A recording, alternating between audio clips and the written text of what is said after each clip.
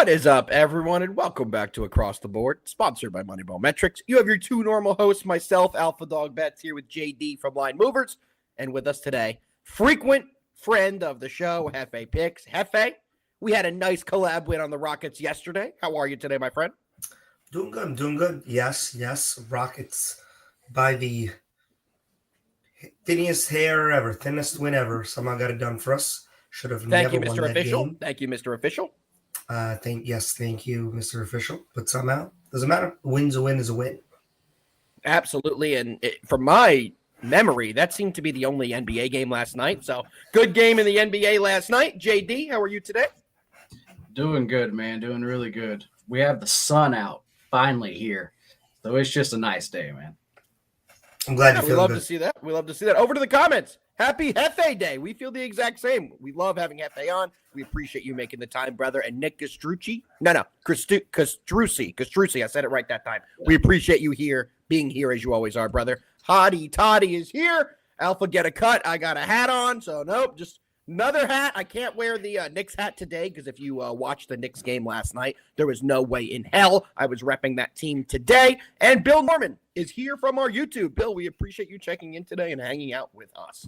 Fellas, we have a beautiful slate we're going to get into today. And great comment. Josh here came in right before I moved. Too bad Jammer isn't here. Thank God Jammer isn't here. I didn't need him wearing his stupid Trae Young jersey and fake throwing dice in the middle of today's show. We had enough of that in the Garden last night. Fellas, we have a beautiful slate today. We have a college basketball game we're breaking down. It's definitely the best game of the day. So if you guys know the schedule, you probably know what that is. We have one college football game we're breaking down as well. I'm sure you guys can figure that one out too. And we have the Thursday night football game. So I'm excited to dive into it. Before we get into the daily slate, we got to do how we always do on this show and talk about how we did on Wednesday. I will go first. I had two bets yesterday. One of them was the Rockets. One of them was the stupid New York Knicks. So I went even, one and went on the day for me. JD, how'd you do yesterday? I had the cat actually rebound prop. That was maybe the most sweat-free win I've maybe ever had.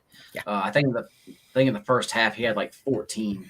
Yep. But besides that, was a little bit of a down day. We had the over in that game. You know, that game didn't even come close there. But yeah, so definitely a disappointing performance by the Knicks, but I will put it out there full open honesty. I was at the game with Hefe last night, and I looked over to him at halftime and said, "Do you see that Karl Anthony Towns has 14 rebounds?" Well, JD already cashed, so there is that one. So good read there. Good pick on Karl Anthony Towns over. That was a good play. Hefe, how'd you do yesterday? I mean, 1-1. Lost to the Knicks, won on the Rockets. What can I say? The Knicks are going to be fine. It's early in the NBA season. I don't know what it is. Every team has their maker, so to speak. As long as Trae Young is an Atlanta Hawk, it just seems like we can't beat them. Yep. And I just don't get it. I have no analysis other than I don't get it. He literally turns into a 99 overall, no doubt about it, first ballot Hall of Famer when he plays the Knicks. Every single freaking time. I don't get it. Every time the Hawks play the Knicks, it's their Super Bowl. I mean, he's not an anomaly, though. I mean, you take a look in history, he's probably the worst player to do that to us, to be completely honest. But, I mean, every single time Kobe Bryant walked into the Garden, you knew he was dropping a 40-plus on us. There's been several guys that have had absolutely monster careers at the Garden, but who would have thought Trae Young would be one of those Nick killers that every time he goes into MSG, he comes out with a W, and he embarrasses the fans.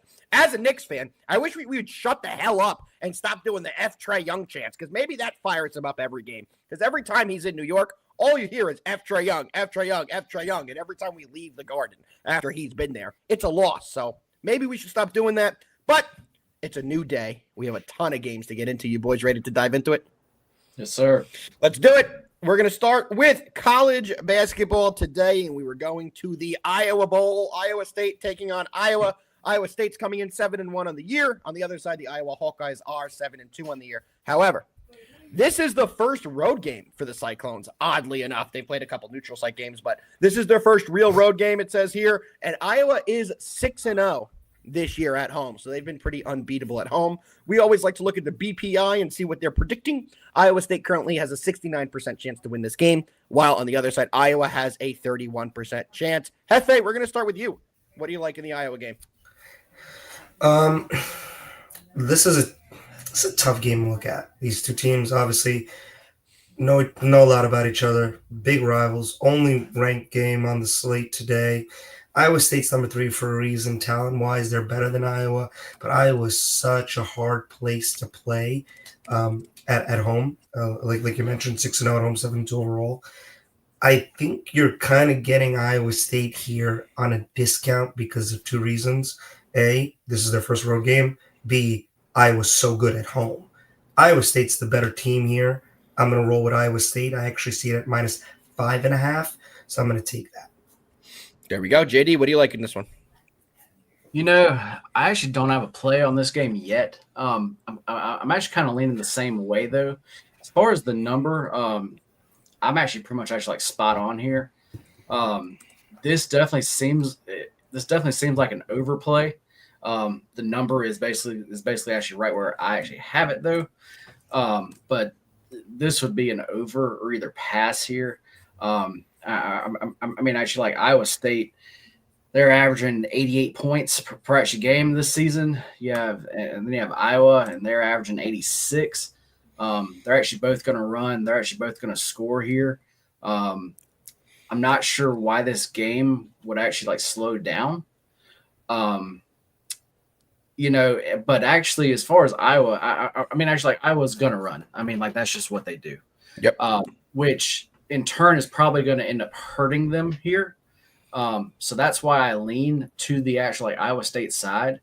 But now just sitting here talking this out here, actually lean to the Iowa State team total over. Let me see where that's at really quick. But Love that. That is actually seems to be a better play because Iowa State team total 77 point, or that's Iowa. Iowa State is 82.5. 82.5. Yep. Yeah, I am probably going to add that one on. There we go. I like it. And I lean the over in this matchup, guys. It's not an official play for me, but I'm leaning towards taking the over. Both these teams are over teams. They have played more games the over on both sides. When you take a look at ATS, both these teams haven't been great. Iowa's under 500 at covering games, even though they are 7-2, and Iowa State's around 500 themselves. So neither of these teams have done a great job at covering this year, but we have seen is a lot of games from both these teams go over. So that's exactly what I am playing here, over 159.5.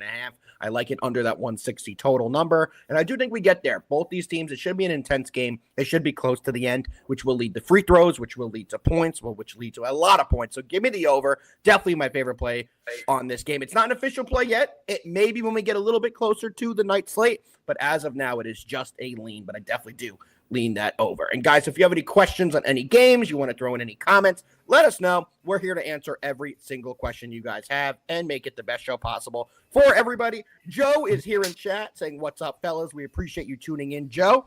Aiden is saying, "Why do I like Iowa?" That's a good question. I'm not a huge fan of this Iowa team. Peyton Sanford's been good for them. He is probably their best player, but this is one of the weaker Iowa teams, in my opinion. I know they've started kind of strongly, but they've had some good teams in the past. I know they have a decent record, but I don't think this Iowa team is as good as previous years' Iowa teams. Do you guys feel that way as well, JD? Yeah, they ran out of McCaffrey's for whatever their coach's name is. It's true. They did run out of McCaffrey's. I mean, yeah, this team is definitely not the same. I mean, they try to do the same. They just try to score, but their defense is just not there. But on the offensive side, I mean, yes, their points, they're still getting there, but they're not really as good as they have been. Just actually overall this year, I am definitely down on actually them. So yeah, it's exactly what I feel. I'm in the exact same boat you are. Well, let's keep it moving, fellas. We still have 2 games we're breaking down today, and like I said, any questions you guys have, we're here to answer every single one of them and give you guys whatever kind of content you are looking for today. Well, let's move it over to the college football world, and we are diving in to the game this weekend, the Army-Navy game. Navy is coming in 8-3 on the year, taking on Army, who's ranked 22 in the nation. They're 11-1 of the year. The big win for Army was in their most recent game where they defeated Tulane, who 35-14. Tulane is a pro-style offense. Their quarterback is the number 1 quarterback in the transfer portal. So Tulane had a really good team, and Army showed us a lot in that game, being able to pull it off. They did it in typical Army fashion. It's kind of funny when you take a look at the notes. So they scored 35 points against Tulane Army. Their quarterback attempted 2 passes. He was 2 of 2 for 17 yards. It's a typical Army team. They're going to run the ball down your throat on every single play. Is that going to lead to this game being an under? Can Navy stop them? Or is Army just going to run the score up? We saw what they did to Tulane. They scored 35 points on that Tulane team that if you've watched this show all year long, you know how I feel about that Tulane team. They've been the best cover team in college football this year. And they got absolutely blown out by a one-dimensional Army team. JD, what do you think about this game? You know, this is that game where, as far as the under, you just blindly bet it. If you blindly bet it, you're on a 17-1 run. Wow. Which is, I mean, that's just nuts. You know, I do have to say, though, as far as this year compared to previous, going back a lot of years, these are much different teams, though. Much different teams. They have been putting up points, and they've been putting up a lot of points. Yep. Mainly because they have the actual run game, just like you said. But both of these quarterbacks can actually pass. And that's where something in previous years you just haven't seen. I mean, actually, there's been games where they just literally have not passed. Yep. So this actually Army and actually Navy game, I think it's going to be a much different game. I have this total way over. I mean, I am not even close to actually this. I actually think because this has been such an under trend that this number is just way too low here. I'm not going to mess with the side. I'm actually not going to overthink this. Give me the over here. Looks like you can get it at FanDuel at 38.5. Yeah, it's going to be a big play. I respect that. And guys, on the show frequently I bring up that I like to look at common opponents. We just went over that last week in the biggest game of the year for Army. They defeated Tulane 35-14, right? Take a look at Navy 2 weeks ago. They also played Tulane. Not the same experience. They lost to Tulane 35-0. Navy was not even able to get a point up. So for me, I definitely lean, and I am going to be playing Army in this one, minus the 6.5. This is a team that's coming into their own at the right time. They're scoring a ton of points, and their offense is able to put up the points they need to be able to cover this football game. On the other side, I'm not exactly sure Navy is going to be able to stop Army. I think this one does go over, so I'm in agreement with JD. I think we see points here, but I think Army wins this game really comfortably. I think they win this game by at least 10 points. Give me Army minus the 6.5. Definitely my favorite play on this game, but I also like the over too. If you're looking for multiple plays in this game, I only make one play on a game, but if I were to take a total in this one, it would absolutely be the over. I think we see a ton of points, and this game is currently under 40, which it shouldn't be, and that's exactly because people that blind bet this under every year, they know the trend that this always goes under. That's why the total's all the way down at 39. This is not a game that I expect to be anywhere near the 30s. Hefe, what you got? You guys put it out perfectly. This is such a only game on the slate, follow the public trend type of a situation. It's the only college football game on Saturday. You got that, and you got the Heisman presentation later on. It's always been like this traditionally, that first weekend after the season ends in between bowl season. You're going to want to take the under so bad. And like JD said, 17-1 the last 18 years. But if you delve into it and start really looking into it, it's the best Army offense in a really long time. Mm-hmm. Their only loss was against the Notre Dame team that is not even in the same realm as them. It was the only reason they even had to play because Notre Dame has no conference for whatever reason. Navy, even Navy, like JD said, is playing better than they have in previous years. Mm-hmm. Yes, these two teams run the ball like crazy, and I get it. Clock's always running, this and that. But like Alpha said, I am not sure if Navy can stop Army. And Army has proven that they can run down the throat of pretty much any team that they face, especially a team that is of their ilk, like a Navy. I am completely off the total because I could see it being a slugfest like we've seen 18 years in a row, or a one-sided absolute offensive onslaught by Army. I feel way more confident, in my official pick for this game is Army minus 6.5. That quarterback they have there is an absolute monster. Leads the team in passing yards, passing touchdowns, rushing yards, rushing touchdowns. It's not even close. So Give me Army minus 6.5. Like it. And yes, JD. You know what? For this game here, this will be one of those, if you like Army, they're actually team total over is actually probably a really good look. What is it? Yeah. Let's pull it up here.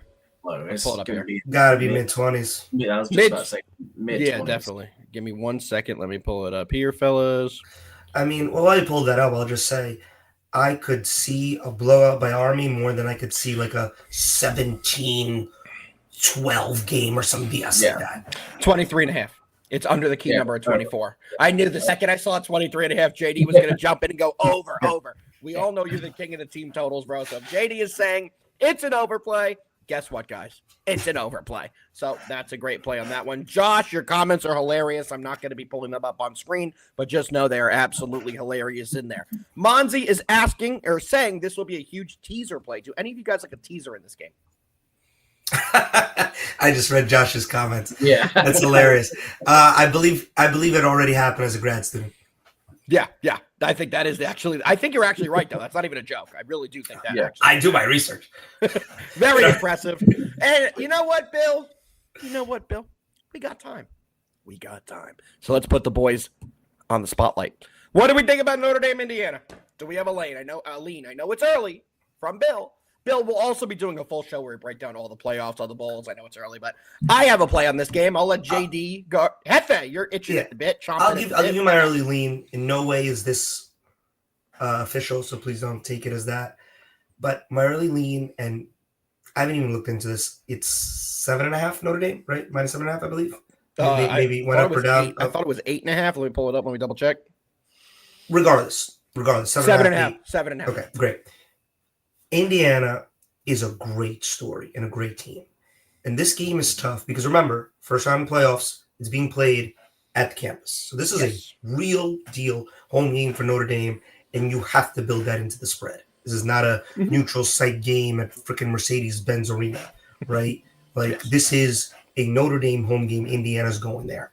Indiana's had a great year. They've surpassed any expectations anybody's had. Their one loss is, a good loss.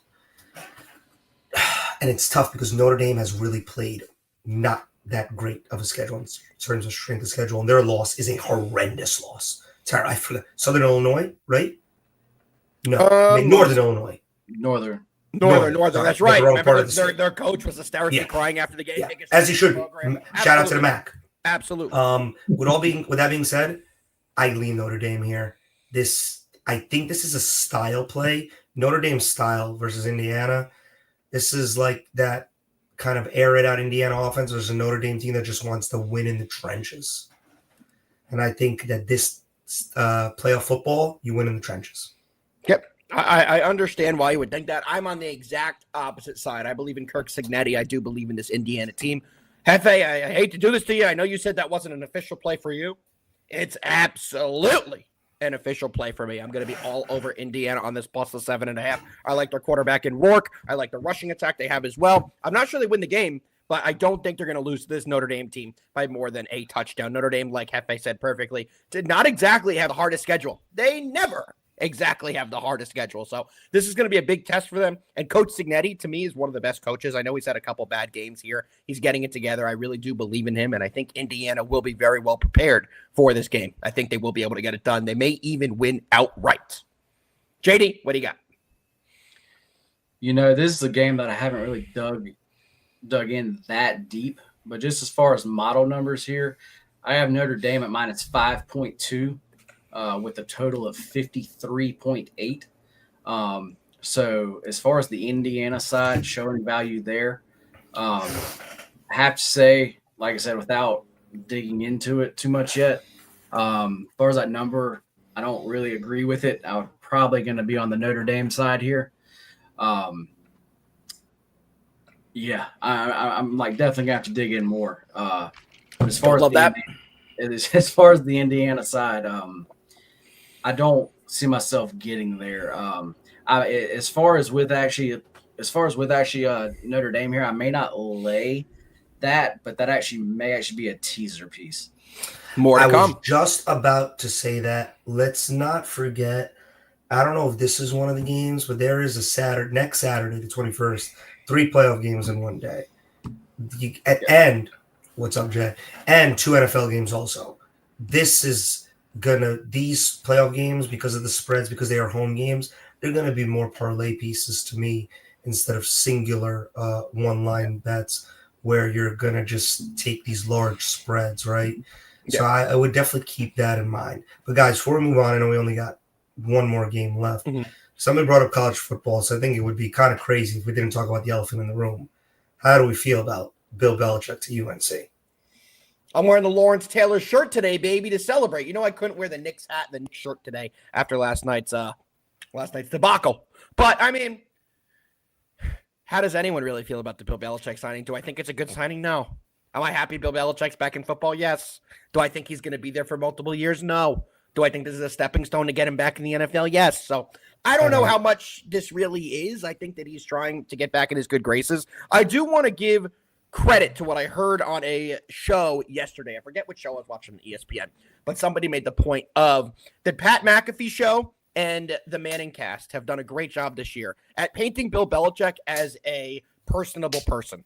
We've all known about Bill Belichick forever, right? But no one's ever heard him really go into analysis and talk about everything. And now that he's on these shows, you get to kind of learn more about his personality and see how smart he really is in the game of football. I think that's only going to help his career. I think that's one of the reasons why he got the North Carolina job. It's because he could show that he could be a personable person and is more than just the X's and O's guy. Seems like he could do the whole package. So I do want to give that comment credit because I very much thought that was a very good point, that I think all the publicity he's done over the last year has gotten him to this point. But in terms of North Carolina, do I think he's going to be there for a long time? No. It's in the ACC. It's not a great program, not a historic program. So it's good he's back in football. I just don't think it's going to be a long-term thing.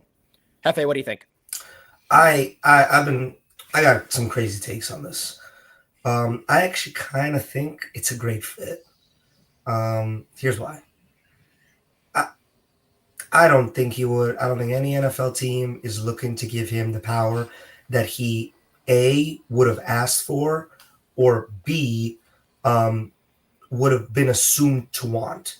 You know, organizational power, roster making abilities, et cetera, et cetera, et cetera. But the guy obviously is super talented and knows football down to the roots, right? Yeah. So I think the decision to go to college football right now, where college football's, what is college football? It's not collegiate athletes anymore. It's juke. It's amateur. It's pay to play, Yeah. right? Mm-hmm. He knows pay to play. That's what the NFL's been for 100 years. You pay players to come to your team and you play. It's not even about recruiting anymore. It's about dollars.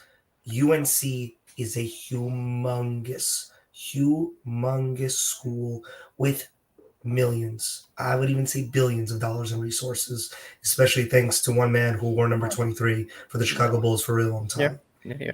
I think one thing that I like, he's going to a big school with a lot of resources where his sport is the other sport at that school, right? North Carolina's basketball school, right? Yes.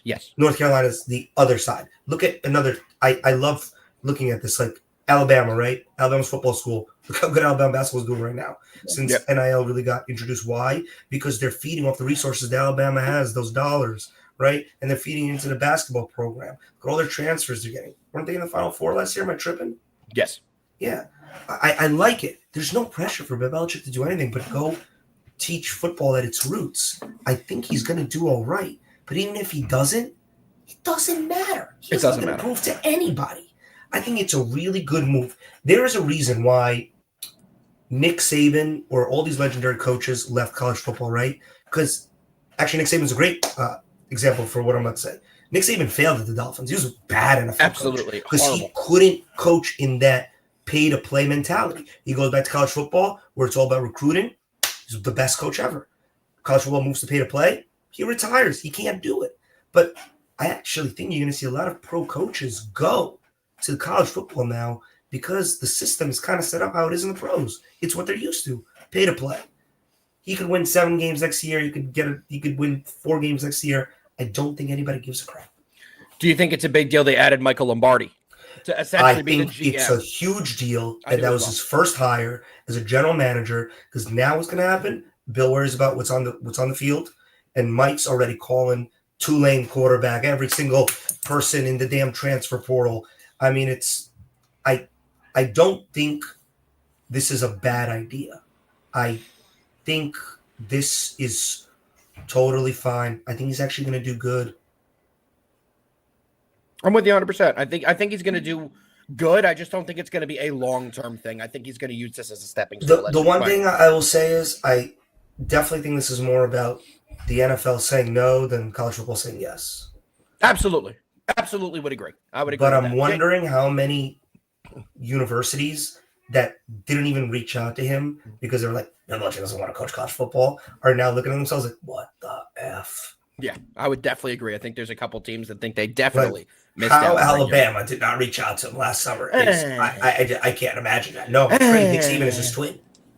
Yeah, but Kalen DeBoer did a good job at Washington. I think he's going to do a good job at Alabama. I don't think Bill Belichick could go to Alabama. I don't think he could have went to an SEC school. I really don't. I don't think at this point of his career, at 72 years old, he could have went and left the NFL rank to go to an Alabama. It's just a different kind of beast than he's going to deal with in North Carolina. I think for him to go to any kind of college ranks, the ACC conference is the best conference for him. But JD, we have to let JD get a word in here. Yeah. What do you think, JD, about the whole situation? You know, I don't use the word hate. I just don't use that word. But you know me, ever since I was basically born, I'm a die-hard Duke fan. Yep. And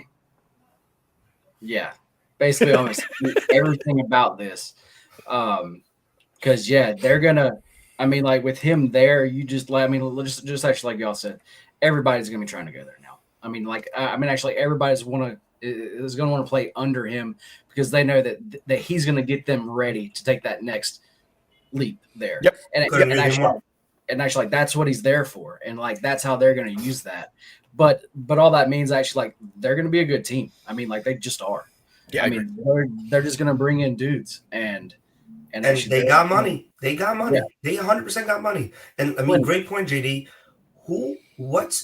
If the money's the same, right? If this guy's choosing between UNC or whatever school ABC, they're both offering him $2 million, right? But one's got a college coach, whatever, good college coach. One's got Bill Belichick, who could look at you and be like, dude, we're going to be on TV because of me. And you know that I got a connection to every single NFL team if you're good enough to get drafted. So what more can you ask for? Yeah. And new Jordan cleats every single day for the rest of your life. I do think the Jordan aspect of North Carolina is huge. I think it's huge. I do think that's huge. I believe that as well. Huge. He's a huge endless pit of NIL money. 100%. Fellas, we got one more game left. You guys ready to dive in to the Thursday night NFL game? And it's a good one. So let's dive right in. Hefe, people in the comments are also asking for another plus 800 prop. I know you cashed a big one. Oh, Tim Patrick was insane last Thursday. Was insane. Why do you think you're here again? Too many comments this week. So we need another plus 800 from Hefe, so you better start digging. But we're moving right into the Thursday night football game, guys, between the Rams and the 49ers. To the producer in the back, I didn't do the transition. I apologize. Don't want to get yelled at later for that. But let's dive into the injury report, guys. The Rams, they do have a couple key pieces that are questionable. Jordan Whittington, who's one of their wide receivers / kick returners, is a questionable. Kobe Durant, their corner, has already been ruled out. And Alaric Jackson, one of their better offensive linemen, is a true questionable as well. On the other side, do I really need to read the 49ers injury report? Yeah. Garendo's questionable. Trent Williams is definitely out. Yeah, Garendo does look like he's going to play, but he's designated as questionable. We must talk about that. That is... fantasy-wise, it's fantasy playoffs. Would you start Garendo? Give me a minute. Let me get through the injuries. We'll go over all of it. We still have Nick Bosa, who's a true questionable as well. That's a big injury. We're not sure if he's going to go. And Malik Mustafa, one of their safeties, is definitely out. Hefe, take it away. Oh, did you say Greenlaw's being activated? First game tonight since that nasty injury in the Super Bowl. Is he being activated? I saw that he was I just saw it. Expected to play in his first game. Wow. Rapport. That's big. That's big. Might not be effective, but good to have him back on the field. Hey, he was one of the best linebackers they had. And if you remember, that injury was horrendous. It was. Oh yeah. Sorry. So before we even get to this game, Isaac Garendo. It's fantasy playoffs. I personally don't have him, but maybe somebody watching does. It's JD has him. It is a tough situation. It's Thursday. The decision has to be made today. It does depend who you have on the bench. Bingo. Who would you play? Because based on the markets right now for Patrick Taylor, which is I guess the fourth string running back at this point. It's looking like he's going to get some run. I mean, he will get some run. They're not going to put in a banged up Garendo for 60 snaps tonight. I mean, we can guarantee that. But then again, dude, this is losing. Your season might be over type of deal for the Niners. Yeah, exactly. I mean, you're right. So what do you think? It's such a hard decision to make because it's a damn Thursday game. Yep. Oh. So what do you think, JD? I actually am going to actually I am going to start him. They have came out and said that actually he is going to play tonight. Like there's no questionable thing left there. I mean he is going to play. It seemed like it was a sprain, type of mild sprain there.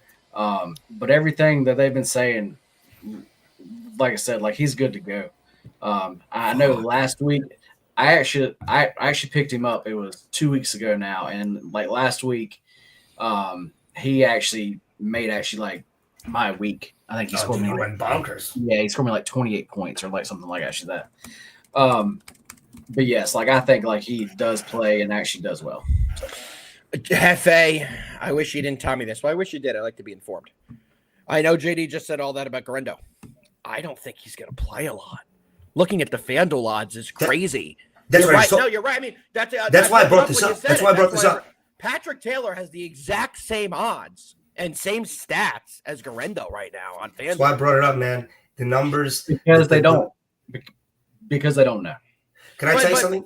It's weird though. Normally FanDuel's ahead of the market. So if we hear Schefter say Garendo is in, FanDuel's usually well adjusted. They've known that for 2 hours before Schefter posts it. You're not going to catch them. So why is Patrick Taylor to score 2 touchdowns plus 500? I got a theory. That's like Saquon Barkley odds. I have a theory. You guys remember what happened week 1 with the 49ers? Where McCaffrey was out. CMC was supposed to play the entire time. It was 20 minutes before. And then all of a sudden, out of nowhere, Jordan Mason's in. And then Jordan Mason basically blows up the spot saying, I've known since Friday. Yeah, bro. Starting.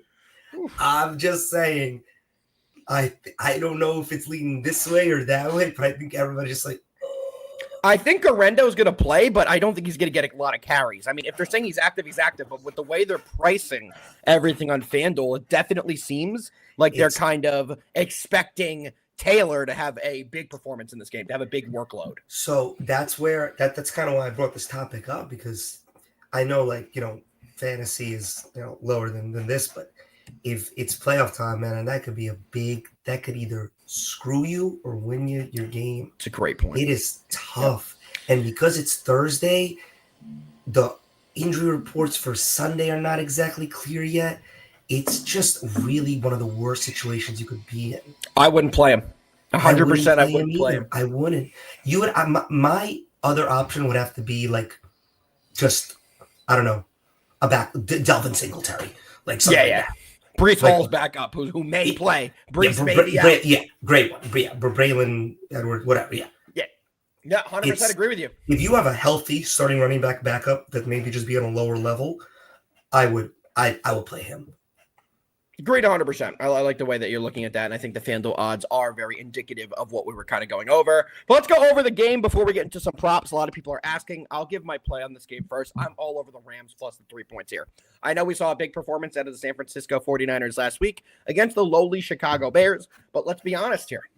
This team has not been great, and the Rams just had a massive win over the Bills. The Bills are a top 3 team in the AFC, without a doubt, and they scored 44 points against them. They still gave up 42. Don't get me wrong. They gave up a ton, but this team could score, and the receiving and offense is healthy.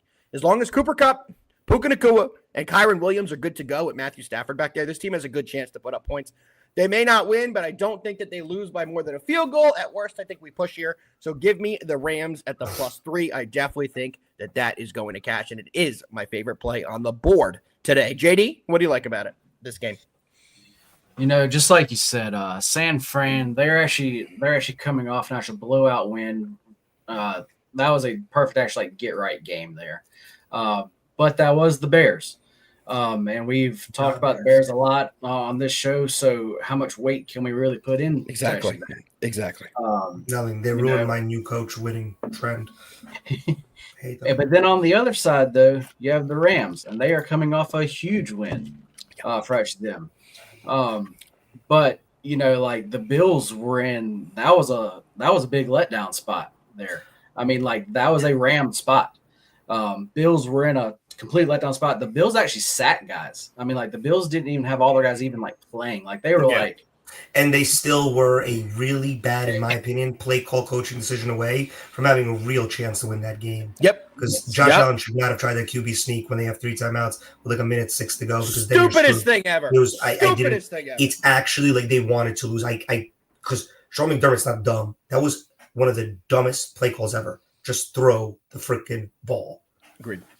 So actually, out of all of that, I actually take a little bit more from the actual San Fran game.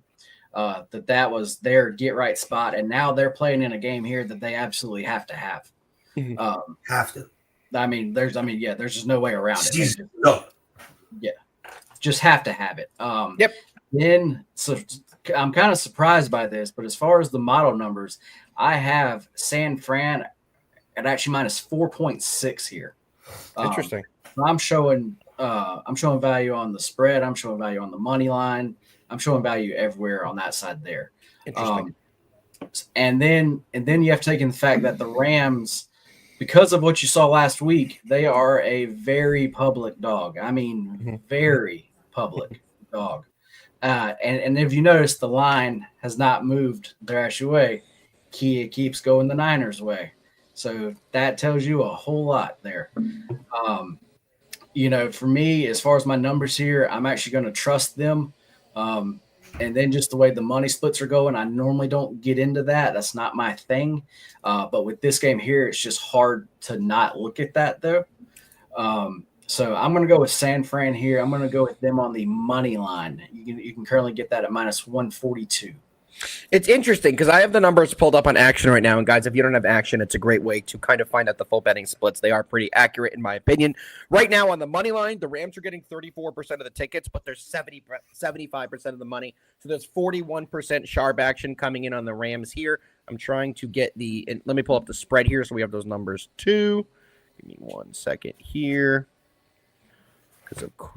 So for the spread, it's the sharp money is on the other way. So for the spread, it's 75% of tickets are on the Rams with 62% of the money. And on San Fran, it's 27% of the tickets, but 38% of the money. So it looks like the bigger money from the sharp bettors is coming in on the San Francisco spread. But on the money line, it's the opposite. So it's a kind of weird betting split today, guys. Does that make you any worried or does that make you any more confident, JD, when you hear those numbers? Yeah, as far as those, and to be honest, I don't trust the Action Network for fucking shit. So sorry about that. Really, I like them. I think they're good. Yeah, no. When it comes to stuff like that, I basically said, "Take that for data." He did. He straight up did. Yeah, I'm actually just not big on their I don't. Yeah. What's your biggest? What are you able to share that with the people? Or are you going to keep that for the JD for himself? What is your favorite tool to utilize finding betting percentages? Because that's a big help to a lot of gamblers. My favorite, it's not going to help anybody out here. But as far as actually European sharp groups, that is where I was not expecting that answer. But I was going to say that's not going to help anybody out here. But I don't even want to know the initiation process to get into a European sharp group. 100%. Yeah. But those are the guys that are actually usually in first. They have the biggest amount of money in. So if you have it, when you do this for so long, you make friends and you know how all that goes. So that's one of the things where I trust that and actually the information that I get there a lot more than just a public app, Yeah, our European friend Footy is chiming in with a hello there. I guess he likes that answer from you, JD. So I'm assuming he agrees with that. Yeah, fellas. Well, did you give your official pick? I know which way you're going. Me, yeah. Oh. JD. I know you did, Hefe, right? Yeah. Okay, Hefe. I was about to go into props. I'm all over the place. Hefe, what do you got on the game? I'll make it quick. I'm taking the over here, guys. Rams played offensively exceptional football last week against a Bills team that I thought was a letdown spot for sure, but still at the end of the day, good defense, and the Rams had one of their best games ever. Matthew Stafford is a veteran quarterback for a reason. When he has his two main weapons healthy, he is good. And this Niners defense has so many injuries, but they're also coming off of a game where Brock Purdy finally looked healthy. Remember, he was injured 2 weeks ago. Then last week, he had to play in snow. That's never fun. Nothing better than a Romanian ping pong chat. So I think Brock Purdy, we saw him last week, finally healthy. When healthy, he loves going to Juwan Jennings. And I think you're going to see both teams put up some numbers. I don't have a lead either way because I think both teams can score, and it's going to come down to who gets the ball last of the situation. Give me the over 48.5. That's my official play. Hefe, you're not done yet. You've been the killer of props. Are you taking Israel Abanakinda for plus 430 anytime touchdown? What are you taking? I'm not. I have one official play, and then I'm going to throw out one for the people, so to speak. My official play is Juwan Jennings anytime touchdown plus 165. Purdy loves Juwan Jennings. Where are you seeing that? It's actually right now on DraftKings. Wow, much better than FanDuel because I was about to go over. Much better. I'm looking at it literally right now in front of my face. Plus 165 anytime touchdown. Guys, Juwan Jennings 2 touchdowns is plus 1,200. That is worth a sprinkle. I'm just saying it is 100% worth a sprinkle. That is my little sprinkle token to you. My other sprinkle token is take Juwan Jennings and Patrick Taylor anytime touchdown. It's a plus 625. The issue for me is so here's my opinion on props when it's regarding the San Francisco running backs. Avoid them both. Avoid them both. We do not know who's playing. They're both minus 130 to score, and there's not going to be much value on a Patrick Taylor. It's called gambling for a reason, baby. I get it, brother. I get it. But my personal opinion is we don't know who the hell's going to be in the game right now. I'd wait a little bit later for any of the running back props. But to go into my touchdown props, F.A., you're an asshole because Juwan Jennings was my favorite prop of the game. He's been an absolute beast. So I agree with you, Hefe. I'm all over Juwan Jennings to find the end zone at least once. And guys, last week we saw an unbelievable performance out of George Kittle. George Kittle had 6 catches for 151 yards. He was an absolute monster. I think that carries over in this game. It's going to be a high-scoring game as well, so I think they're going to be throwing the ball a lot, especially with a banged-up running back room. Kittle's over on yards is only 61.5 right now, and we're taking the over on that. I think he's going to get close to, if not 100 yards this week. He's been unbelievable for this team, and I think that's definitely going to continue. And guys, one more thing I wanted to ask. What do we think about Deebo Samuel? He's really had a pretty bad year, right? I mean, he leads the team in drops. He's complaining a lot. What do you guys think right now what's going on with Deebo? JD? The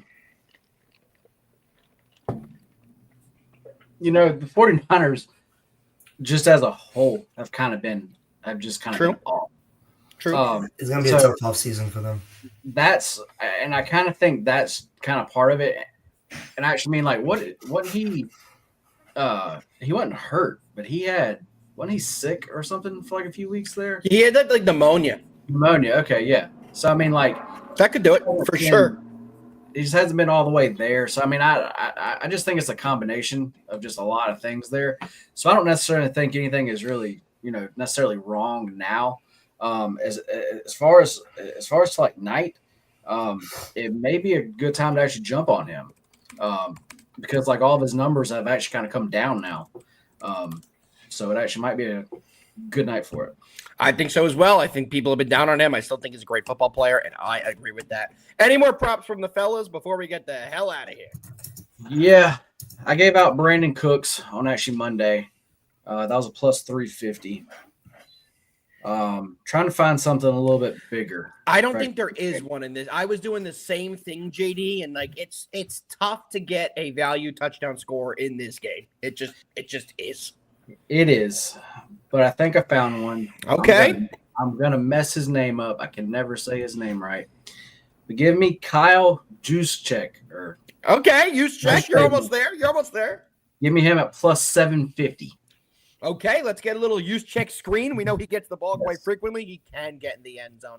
Fellas, we have one thing left we still have to do on this show. And y'all already know what that is. The audience knows what that is as well. So let's dive into our best bets of the day on Thursday, December 12th. F.A., kick us off. Do you have one? Do you have two? Do you have three? Do you have 17? How many do you have for the people? I got 3 guys. We're rolling with Juwan Jennings anytime touchdown, rolling with the over 48.5 in the Niners Rams Thursday night football game tonight. And then for the weekend, Army minus 6.5. I think Army's just flat out better than Navy this year. And I think anybody who's watched any games between those two can tell that. Those are my 3 and a little sprinkle on Juwan Jennings, 2 TDs at plus 1,200. I love it. I'll jump in here next, fellas. I'm on Army minus the 6.5 in the college game. And in the pro game, I'm on the Rams plus the 3. I'm also going to be taking Juwan Jennings anytime touchdown as well. It's not going to be on my sheet, but that's definitely going to be a play I am on this evening. JD, close us out. What you got? Wow. Yeah. Right on cue. Yep. We're going to have 2. Let's actually go to that Navy Army game. Give me the over there, the over 38.5 at minus 115. I see this game in more around like the 45 range here. And then in tonight's game, give me the Niners. Give me actually them on the money line at minus 142. To me, everything points to them getting the job done. There we go. And we have a bonus play in the chat from Footy Chancellor. Porto over 1.5 or minus 1.5, minus 130. I like it. Europa. I don't tell that. Love I'm just it. kidding. I'm just Love kidding. it. That's definitely Love a it. banger. We'll be tailing it, Footy, but if it loses, we'll be giving you a ton of shit tomorrow. So buckle in for that. Fellas, get your phones out. Take your screenshots. Here are the best bets. Yet again, Army minus 6.5 for me and the Rams plus the 3. Hefe on the Rams Niners over 48.5. Juwan Jennings anytime and Army minus 6.5. JD is on the over in Navy Army and the 49ers money line. There's actually a way we can all win on the NFL game tonight. So let's get it, fellas. That's going to do it for today's episode. We're going to be back tomorrow with the NFL edition. Big show planned, and we're very excited for that. Guys, like I said, that's going to do it. JD, any parting words for the people before we get out of here? Yes, there's just one thing I need to say, and we need to get back to it. Let's fucking win. Thank God. Let's fucking win. Hefe, give the people an inspirational quote from the 1800s, and let's get out of here. 3 words. Fuck Trae Young. Love that. Fuck Trae Young. I'm in. Let's go, Knicks. We'll see you guys tomorrow. We appreciate every single one of you. Peace.